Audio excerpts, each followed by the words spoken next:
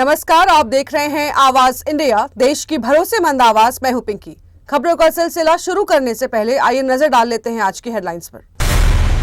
National Herald money laundering case में Delhi high court ने जारी किया नोटिस। ममता का बीजेपी पर बड़ा हमला, वोटर लिस्ट में साजिश का आरोप। मुंबई के घाटकोपर ईस्ट से बीजेपी विधायक पराग शाह विवादों में। गोवा क्लब अग्निकांड, लूथरा बंधुओं की रिमांड बढ़ी। और रुपए में कमजोरी अर्थव्यवस्था के लिए चिंता का विषय नहीं, आरबीआई गवर्नर का बयान। अब खबरें विस्तार से। नेशनल हेराल्ड से जुड़ी मनी लॉन्ड्रिंग मामले में ईडी द्वारा राउज एवेन्यू कोर्ट के फैसले को चुनौती दिए जाने पर दिल्ली हाई कोर्ट ने कांग्रेस नेता सोनिया गांधी, राहुल गांधी समेत अन्य आरोपियों को नोटिस जारी कर जवाब मांगा है। जस्टिस रविंद्र डुडेजा की पीठ ने यह नोटिस जारी करते हुए अगले मामले की सुनवाई 12 मार्च तय की है। ईडी ने राउज एवेन्यू कोर्ट के स्पेशल जज विशाल गोगने के उस आदेश को चुनौती दी है जिसमें कोर्ट ने ईडी की शिकायत पर संज्ञान लेने से इनकार कर दिया था। ईडी की ओर से सॉलिसिटर जनरल तुषार मेहता ने दलील दी है, यदि ट्रायल कोर्ट के इस फैसले को बरकरार रखा गया तो पीएमएलए मामलों में गलत नजीर बनेगा और भविष्य में प्रवर्तन एजेंसी की जांच पर असर पड़ेगा। एसजी तुषार मेहता ने कोर्ट को बताया है कि इस मामले में पहले एक निजी शिकायत पर आईपीसी की धारा 420 के तहत संज्ञान लिया गया था, जो पीएमएलए के तहत एक शेड्यूल अपराध है। उन्होंने कहा है कि सिर्फ 50 लाख रुपए के बदले लगभग 2000 करोड़ की संपत्ति हासिल की गई है, जो गंभीर आर्थिक अपराध का संकेत देता है। उन्होंने यह भी बताया है कि मजिस्ट्रेट द्वारा संज्ञान लिए जाने के आदेश को हाई कोर्ट और बाद में सुप्रीम कोर्ट में चुनौती दी गई थी, लेकिन सुप्रीम कोर्ट ने संज्ञान को बरकरार रखा। गांधी परिवार की ओर से वरिष्ठ अधिवक्ता अभिषेक मनु सिंघवी कोर्ट में पेश हुए थे। पश्चिम बंगाल की मुख्यमंत्री ममता बनर्जी ने बीजेपी पर गंभीर आरोप लगाए हैं। उन्होंने कहा कि बीजेपी पैसे के दम पर बंगाल में मुसलमानों को बांटने और वोट की राजनीति करने की कोशिश कर रही है। ममता ने दावा किया है कि बीजेपी और चुनाव आयोग मिलकर वोटर लिस्ट से नाम हटाने की साजिश कर रहे हैं ताकि 2026 के विधानसभा चुनाव में बीजेपी को फायदा पहुंचाया जा सके। ममता बनर्जी ने कहा है कि पहले ही 58 लाख नाम दर्ज किए जा चुके हैं और उनमें से हटाए जा चुके हैं और अब 1.5 करोड़ और नाम डिलीट करने की तैयारी है। उन्होंने एसआईआर प्रक्रिया और उससे जुड़े ऐप को अव्यवस्थित, बिना एसओपी और असंवैधानिक बताया है। उनका आरोप है कि आम वोटर्स को रोज परेशान किया जा रहा है और चुनाव आयोग जमीन पर हालात को नियंत्रित करने में नाकाम है। उन्होंने सवाल उठाया है कि गुजरात से केंद्र सरकार के कर्मचारी बंगाल में वोटिंग प्रक्रिया में क्यों लगाए जा रहे हैं और इसे लोकतंत्र के खिलाफ बताया गया है। ममता ने यह भी कहा है कि जिसके पास मांगे गए 11 दस्तावेज नहीं है, उन्हें परमानेंट रेजिडेंशियल सर्टिफिकेट दिया जाएगा। मुख्यमंत्री ने पार्टी कार्यकर्ताओं BLA 1 और 2 को निर्देश दिए हैं कि वे हर ब्लॉक में जाकर हटाए गए नामों की जांच करें और ERO को रिपोर्ट सौंपें। उन्होंने आरोप लगाया है कि बीजेपी ने वोटर लिस्ट में बड़े पैमाने पर गैर बंगाली मतदाताओं को शामिल किया है। अंत में ममता ने चेतावनी भरे लहजे में कहा है कि अगर वो बंगाल जीतती हैं तो दिल्ली में भी बीजेपी को चुनौती देगी। मुंबई के घाटकोपर ईस्ट से बीजेपी विधायक पराग शाह इस समय चर्चा का विषय बन गए हैं। वजह है उनका हालिया थप्पड़ कांड, जिसमें उन्होंने मुंबई में एक ऑटो रिक्शा ड्राइवर को थप्पड़ जड़ दिया। बताया जा रहा है कि यह घटना तब हुई जब ऑटो ड्राइवर ने ट्रैफिक नियमों का उल्लंघन किया। इस घटना का वीडियो सोशल मीडिया पर तेजी से वायरल हो रहा है और विधायक शाह विवादों में घिर गए हैं। पराग शाह एक रियल एस्टेट कारोबारी और राजनेता हैं। वे मुंबई के घाटकोपर ईस्ट से 2 बार के विधायक रह चुके हैं और वर्तमान में भी इसी क्षेत्र का प्रतिनिधित्व कर रहे हैं। पराग शाह गुजराती जैन परिवार से हैं और MICI group man infra construction limited के मालिक और चेयरमैन हैं। उनकी कंपनी महाराष्ट्र, गुजरात, चेन्नई और उत्तर प्रदेश जैसे राज्यों में बड़े रियल एस्टेट प्रोजेक्ट्स करती है। पढ़ाई के मामले में उन्होंने उस्मानिया यूनिवर्सिटी से कॉमर्स में ग्रेजुएशन BCom किया है। इस घटना के बाद सोशल मीडिया और राजनीतिक गलियारों में पराग शाह की काफी चर्चा हो रही है।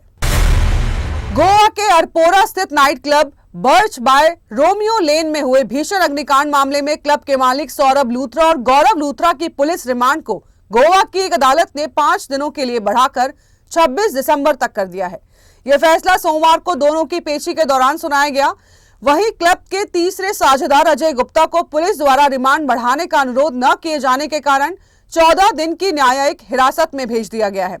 गौरतलब है कि 6 दिसंबर को नाइट क्लब में लगी भीषण आग में 25 लोगों की दर्दनाक मौत हो गई थी, जबकि कई अन्य गंभीर रूप से घायल हुए थे। हादसे के बाद लूथरा बंधु थाईलैंड के फुकेट भाग गए थे, जहां से उन्होंने 17 दिसंबर को भारत वापस भेज दिया गया। पीड़ित परिवारों की ओर से पैरवी कर रहे वकील विष्णु जोशी के अनुसार मामले में नए खुलासे सामने आए हैं। पुलिस का आरोप है कि लूथरा बंधुओं के ट्रेड लाइसेंस और अन्य दस्तावेज जाली पाए गए हैं, जिसको लेकर जांच जारी है। वक्त हो चला है एक छोटे से ब्रेक का।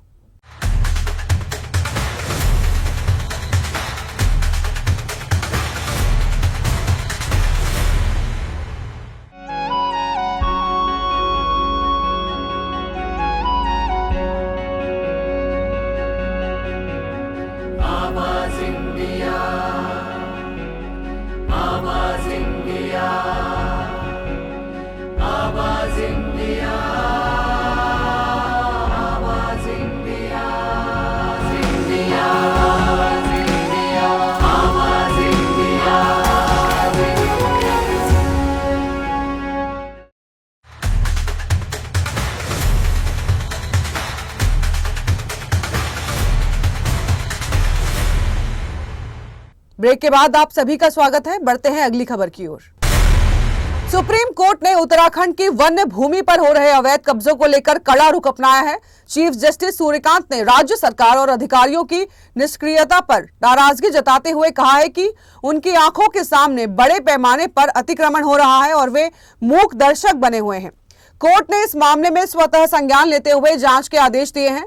सुप्रीम कोर्ट ने उत्तराखंड के मुख्य सचिव और प्रधान मुख्य वन संरक्षक को एक जांच समिति गठित कर पूरे मामले की विस्तृत रिपोर्ट सौंपने के निर्देश दिए हैं। साथ ही विवादित वन्य भूमि पर किसी भी नए निर्माण कार्य पर तत्काल रोक लगा दी गई है। कोर्ट ने यह भी स्पष्ट किया है कि कोई भी निजी व्यक्ति उस भूमि को न तो बेच सकता है और न ही किराए पर दे सकता है। जिन वन्य भूमि क्षेत्रों पर अभी निर्माण नहीं हुआ है और जो खाली पड़ी हैं, उन्हें वन विभाग तुरंत अपने कब्जे में लेगा।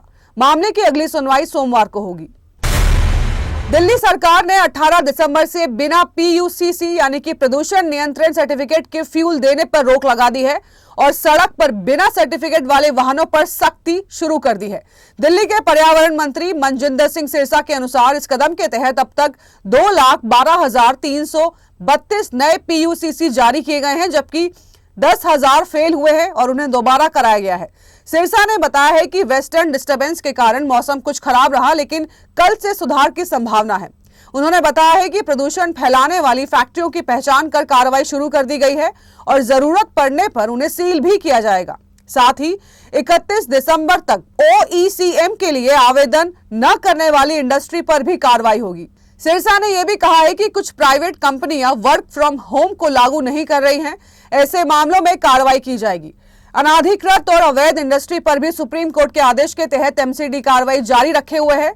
दिल्ली में सफाई और धूल मुक्ति अभियान के तहत रात में सड़क धुलाई तेज की जा रही है और बायो माइनिंग के जरिए लाखों मैट्रिक टन कूड़ा और सिल्ट हटाया जा चुका है। भारतीय नौसेना ने रूसी मूल की पनडुब्बी INS सिंधु घोष को औपचारिक रूप से सेवा से विदा कर दिया है। यह विदाई जहां एक युग के अंत का प्रतीक है, वहीं नौसेना के आधुनिकीकरण और तकनीकी उन्नयन की दिशा में एक महत्वपूर्ण कदम भी मानी जा रही है। पुराने प्लेटफॉर्म को चरणबद्ध तरीके से हटाकर अब नौसेना का फोकस नई पीढ़ी की आधुनिक पनडुब्बियों पर केंद्रित है।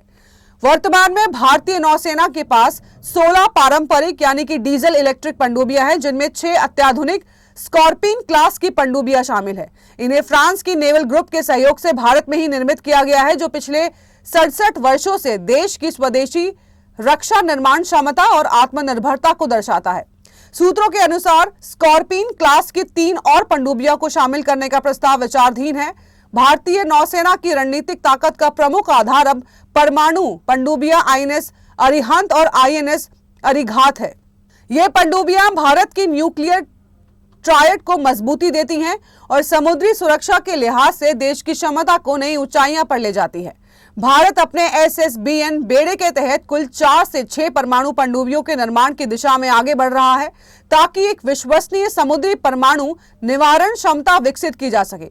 हालांकि पनडुब्बियों की संख्या सीमित है, लेकिन अत्याधुनिक सेंसर, बेहतर हथियार प्रणालियों और परमाणु पनडुब्बियों की मौजूदगी के कारण भारतीय नौसेना हिंद महासागर क्षेत्र में अपनी मजबूत, प्रभावी और भरोसेमंद मौजूदगी बनाए हुए है। भारतीय रिजर्व बैंक के गवर्नर संजय मल्होत्रा का कहना है कि हाल के महीनों में रुपए में आई कमजोरी से भारतीय अर्थव्यवस्था पर कोई बड़ा नकारात्मक असर नहीं पड़ेगा। उन्होंने बताया है कि मौजूदा गिरावट बीते 10 से 20 वर्षों के ट्रेंड से बहुत अलग नहीं है। पिछले 10 सालों में रुपया औसतन सालाना 3% कमजोर हुआ है, जबकि पिछले 20 सालों में ये गिरावट लगभग 3.4% सालाना रही है।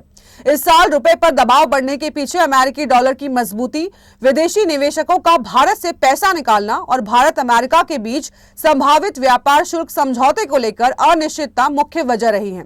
दिसंबर के मध्य में रुपया डॉलर के मुकाबले रिकॉर्ड निचले स्तर तक पहुंच गया है और 2025 में अब तक ये एशियाई मुद्राओं में सबसे कमजोर प्रदर्शन करने वालों में शामिल रहा है।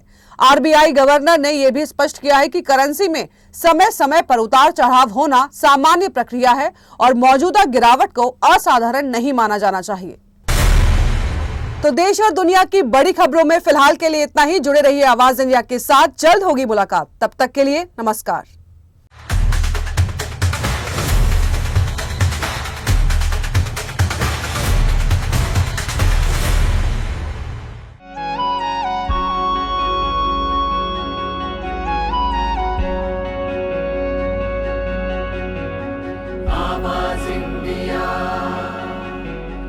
आवाज इंडिया, आवाज इंडिया।